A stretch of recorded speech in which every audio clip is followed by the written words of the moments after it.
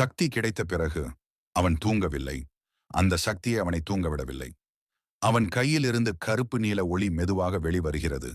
அவன் பயந்து, இது என்னை கட்டுப்படுத்துதா? அல்ல நான் இதை கட்டுப்படுத்தணுமா? அம்மாவின் குரல் நினைவில் ஒலிக்கிறது. ஆர்வின், உனக்கு ஏதாவது விசித்திரமான சக்தி வந்தா அதுக்கு அடிமையா ஆகக்கூடாது.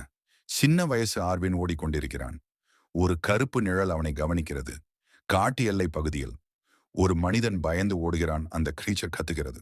அந்த சத்தம் ஆர்வின் காதில் விழுகிறது. அவன் கண்கள் மாறுகிறது. இது என் சக்தி அழைக்கிற சத்தம். ஆர்வின் சக்தியை முழுதாக பயன்படுத்துகிறான். ஒரே அடியில் அந்த கிரீச்சர் வீழ்கிறது. ஆனா அவன் கையில் நரம்புகள் கருப்பாக மாறுகிறது. அவன் கத்துகிறான், இந்த சக்தி என்னை சாப்பிடுதே. அவன் கட்டுப்பாட்டை இழக்கிறான். அருகில் ஒரு மரம் முறிந்து விழுகிறது. அமைதி.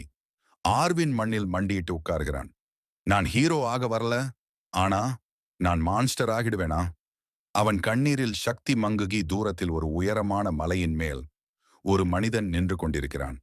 அவன கண்கள் சிவப்பு. அவன் சக்தி விழுத்துடுச்சு. இப்பதான் விளையாட்டு ஆரம்பம்.